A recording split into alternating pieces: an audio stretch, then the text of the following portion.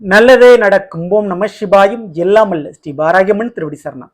உலகத் தமிழ் நெஞ்சங்கள் அனைவருக்கும் உங்கள் சுசரி ராஜ கணபதியின் அன்பான வணக்கங்கள்.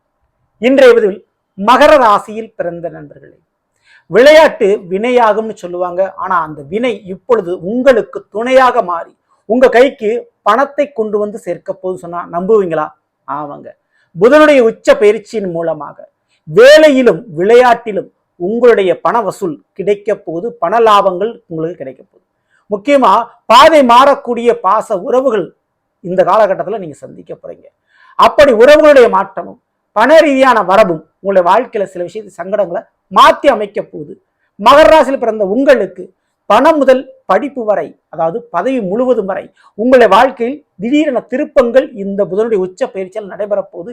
இன்றைய பதிவில் அதை பத்தி பார்த்துருவோம். பதிவை ஃபுல்லா பாருங்க. நம்ம சேனல்ல ஏற்கனவே சனி வக்ர பயிற்சி பலன்கள் எல்லாம் பதிவிட்டாச்சு. பார்க்கலன்னா சேனலை பாருங்க. மேலும் நான் டிஸ்கிரிப்ஷன்ல லிங்க் தரேன், ப்ரெஸ் பண்ணி பார்த்து பயனடைஞ்சுங்க.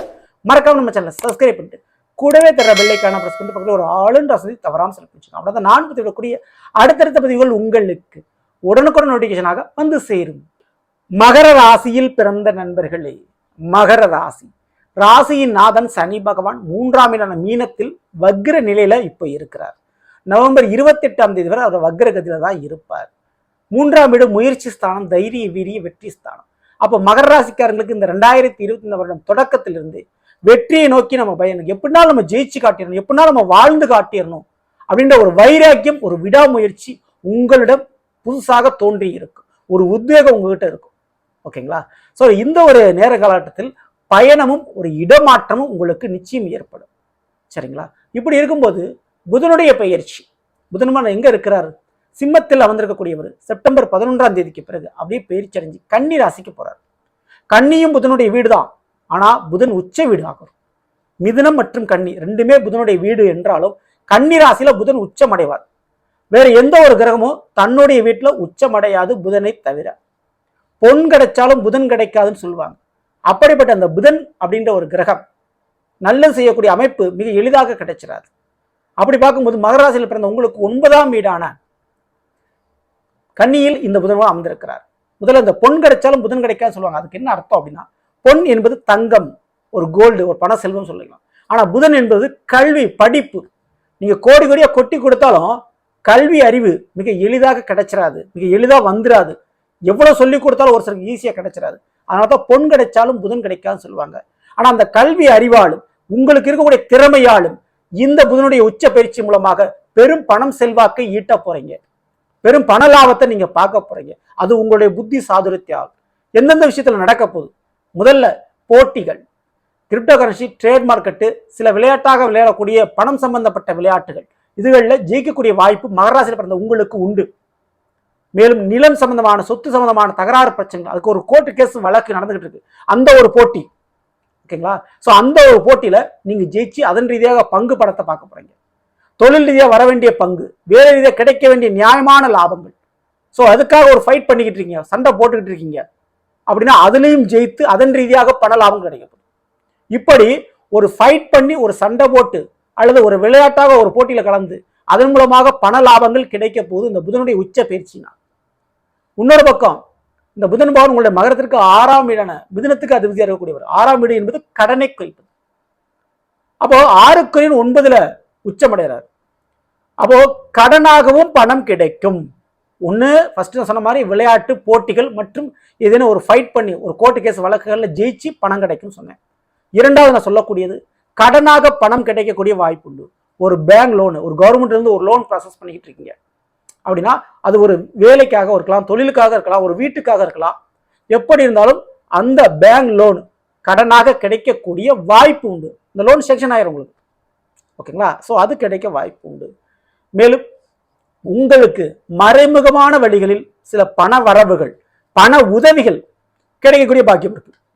குறிப்பா தாய் வழி உறவுகள் மூலமாக பண வரவுகள் கிடைக்கிறதுக்கு சான்சஸ் இருக்கு. ஓகேங்களா? அடுத்தபடியா 9ஆம் வீட்டில், அதாவது கன்னி ராசியில புதன் பகவான் உச்சம். 9ஆம் வீடுங்கிறது பாக்கியஸ்தானம். அப்போ நீங்க வேலை பார்க்கக்கூடிய இடத்துல அல்லது நீங்க தொழில் பண்ணக்கூடிய இடத்துல உங்களுக்கு முதலாளியா இருக்கக்கூடியவங்க அல்லது உங்களை விட பெரிய அதிகாரத்துல இருக்கக்கூடியவங்க, அவர்கள் மூலமாக பண ஆதாயங்கள் உங்களுக்கு கிடைக்கும் அல்லது அவர்கள் மூலமாக உங்களுக்கு பதவி வாய்ப்பு கிடைக்கும். ஸோ ஒரு வேலையில் ஒரு ப்ரொமோஷன், அந்த வேலைக்காக பல வருஷமா கடுமையாக நீங்கள் உழைச்சிக்கிட்டு இருக்கீங்க, முயற்சியும் பண்ணிக்கிட்டு இருக்கீங்க அப்படின்னா அந்த முயற்சிக்கு இப்போ பலன் கிடைக்கும். வேலையில் ஒரு பதவி, தொழிலில் மிகப்பெரிய ஒரு தொழில்துவம் கண்டிப்பாக கிடைக்கக்கூடிய வாய்ப்பு உண்டு. இதுவரை தொழிலாளியாக இருந்த நீங்கள் முதலாளியாக உருமாறுவதற்கு வாய்ப்பு அதிகம் இந்த புதனுடைய உச்ச பயிற்சியா. ஓகேங்களா? அப்போ புதிய ஒரு அந்தஸ்து, புதிய ஒரு ஆசனம் அப்படின்றது உங்களுக்கு கிடைச்சிடும், பதவின்றது கண்டிப்பாக கிடைச்சிடும். ஓகேங்களா? இதுக்கு அடுத்தபடியா புதனுடைய 7ஆம் பார்வை, ஏன்னா உச்ச புதன் அவருடைய 7ஆம் பார்வை மீன ராசியில பதிவு. மீனம் என்பது உங்களுடைய மகரத்திற்கு 3ஆம் வீடு. அந்த 3ல தான் சனி பகவான் இப்ப இருக்கிறார். ஆனா வக்ரத்துல இருக்கிறார். நவம்பர் 28 வரை அவர் வக்ரத்துல தான் இருப்பார். அப்போ இந்த புதனுடைய உச்ச பார்வை நிச்சயம் மிகப்பெரிய அளவு ஒரு வெற்றியை கொடுக்கும். ஏன்னா சனி பகவானால இப்ப வெற்றியை கொடுக்க முடியாது, ஆனா புதன் பார்வைப்பட்டு புதனால் வெற்றி கிடைக்கும். அதனாலதான் ஃபர்ஸ்ட் என்ன சொல்லிட்டேன், கல்வி அறிவும் உங்களுடைய திறமையாலும் உங்களுடைய அறிவாலும் நீங்கள் வெற்றியும் லாபத்தையும் பார்க்க போறீங்க அப்படின்னு சொல்லியாச்சு. அப்படி பார்க்கும்போது நிச்சயம் அந்த மீனராசிக்கு அதிபதி யாரு? குரு பகவான். அப்போ பிள்ளைகளுடைய காரியங்களில் வெற்றியும், உங்களுடைய பிள்ளைகள் வழியில ஒரு பணவரம், உங்க பிள்ளைகளுக்கு ஒரு வேலை வாய்ப்பு இதெல்லாம் கிடைக்குங்க, தொழில் அமையறதுக்கு வாய்ப்பு உண்டு, பிள்ளைகள் வழியில ஒரு சுபகாரியம் நடக்கும், பிள்ளைங்க கிட்ட நீங்க நினைச்சதை சாதிச்சிருவீங்க. பிரிந்த பிள்ளைகள் மீண்டும் ஒன்று சேரதுக்கு வாய்ப்புகள் உண்டு. சில பேருக்கு இந்த குழந்தை பாக்கியம் கிடைக்காது, இந்த குழந்தை பாக்கியம் கிடைக்கிறதுக்கு சான்சஸ் இருக்கு. நரம்பு சம்பந்தமான பிரச்சனை, கர்ப்பப்பை சம்பந்தமான பிரச்சனை, அது சரியாகக்கூடிய வாய்ப்பு உண்டு. காது மூக்கு தொண்டை சம்பந்தமான கோளாறு பிரச்சனை இருந்தால் அந்த பிரச்சனை இப்போ சரியாகக்கூடிய வாய்ப்பு உண்டு. அதே போல வீண் வதந்தி, உங்கள் மீது ஏதாவது வதந்தி பரவிக்கிட்டுனா அந்த வதந்திக்கு ஒரு முற்றுப்புள்ளி வச்சு இழந்த பெயரை நீங்க மீட்டெடுத்துருவீங்க. மேலும் மிக முக்கியமா இந்த ஒரு நேரத்துல வெற்றி வாய்ப்பு என்பது அரசாங்க வழியில் அமோகமாக இருக்கிறது. அரசாங்க வழியில ஒரு வேலைக்கா இருக்கலாம், தொழிலுக்கா இருக்கலாம், ஒரு பண ரீதியாக இருக்கலாம், எந்த வித காரணமாகவும் நீங்க எடுக்கக்கூடிய முயற்சிக்கு வெற்றி இப்பொழுது கிடைக்கும். எழுதக்கூடிய தேர்வுகள், அட்டன் பண்ணக்கூடிய இன்டர்வியூல வேலை வாய்ப்பு உறுதியாக கிடைக்க அமையும். சரி, அடுத்து பாதை மாறக்கூடிய பாச உறவுகள் நான் சொன்னேன். அப்படி பார்க்கும்போது இந்த ஒரு நேர காலகட்டத்தில் மகர ராசியில் பிறந்த உங்களுக்கு கூட பிறந்த சகோதர சகோதரிகள் அவங்க ஒன்று இடம் மாறுறதுக்கு வாய்ப்பு உண்டு. திருமணம் நடந்து ஒன்று உங்கள்கிட்ட விலைக்கு போவாங்க, அல்லது வேறேனும் காரணங்களுக்காக உங்களோட சில பகை உறவுகள் ஏற்பட்டு கருத்து வேறுபாடு விட்டு உங்களை பிரிஞ்சு போறதுக்கு வாய்ப்பு உண்டு. அது வந்து சரியான ஒரு புரிதல் இல்லைன்னு சொல்லிக்கலாம். அல்லது தவறான பழக்க வழக்கத்துக்கு அவர்கள் அடிமையாகக்கூடிய வாய்ப்பு உண்டு. ஸோ இது கொஞ்சம் கூடுதல் கவனத்தோட நீங்கள் அவங்கள பார்த்துக்கணும். இல்லை முடியல அப்படின்னா அவங்களுக்கு சரியான ஒரு வழிகாட்டுதல் மட்டும் நீங்கள் பண்ணினா போதும். இது கூட பிறந்த சகோதரர்கள் மூலமாக ஏற்படக்கூடிய ஒரு நிலைப்பாடு, அல்லது அவங்களுக்கு ஒரு பிரச்சனை ஏற்படும், அந்த பிரச்சனையை நீங்கள் சால்வ் பண்ணுறதுக்கு தான் அலைவீங்க. அந்த ஒரு நேர காலம் பணவரையும் உங்களுக்கு ஏற்படும் அவங்க மூலமா. ஓகேங்களா? இதுக்கு அடுத்தபடியா தந்தை மற்றும் தந்தை வழி உறவுகள் மூலமாக சில கூடுதல் பொறுப்புகள் கிடைக்கும். ஓகேங்களா? அந்த கூடுதல் பொறுப்பு தந்தை ஸ்தானத்துல இருந்து நீங்க சில காரியங்கள் செய்யணும் அப்படின்ற ஒரு அமைப்பு இருக்கும். தந்தை செய்ய வேண்டிய வேலை நீங்க செய்வீங்க உங்க குடும்பத்துல. ஸோ அதனால உங்களுடைய வாழ்க்கையை, உங்களுடைய சுக துக்கங்களை கொஞ்சம் விட்டு கொடுக்க வேண்டிய சூழ்நிலை உருவாகும். ஓகேங்களா? ஏன்னா செய்ய வேண்டிய தந்தை தாய் ஸ்தானத்தில் இருக்கக்கூடியவங்க கொஞ்சம் விலகிடுவாங்க.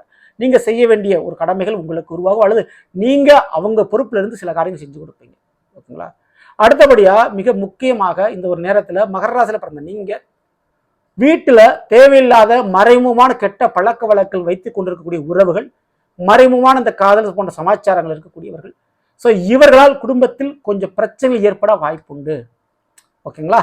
ஸோ அந்த பிரச்சனையை கண்டிப்பா குடும்ப ஒற்றுமைக்காக இருந்து தீர்வு செய்ய வேண்டிய ஒரு சூழ்நிலைக்கு நீங்க தள்ளப்படுவீர்கள். ஓகேங்களா? ஸோ அப்போ அதெல்லாம் சரி பண்ணணும். அப்போ இதுக்கு என்னங்க நான் பண்ணலாம் அப்படின்னா, நிச்சயம் இந்த ஒரு நேரத்தில் கால பைரவருடைய வழிபாடுகள் கண்டிப்பாக பெரிய அளவு நன்மை பயக்கும். திங்கட்கிழமை மாலை ஒரு 6 மணிக்கு மேலே போய் கால பைரவருக்கு ஒரு தேங்காய் உடைத்து வழிபாடு செய்கிறது மிகப்பெரிய அளவு நன்மை பயக்கும். ஓகேங்களா? ஸோ தெருநாய்களுக்கு உங்களால் முடிஞ்ச உணவு விஷயங்கள் வாங்கி போடுங்க. சரிங்களா? அதே போல் தெருநாய்களுக்கு சம்மந்தப்பட்ட ஒரு பாதுகாப்பு சம்மந்தப்பட்ட உணவு சம்மந்தப்பட்ட விஷயம் மட்டுமல்ல, மருத்துவ சம்மந்தப்பட்ட விஷயத்திலும் நீங்கள் உதவிக்கரம் நீட்டுங்கள்.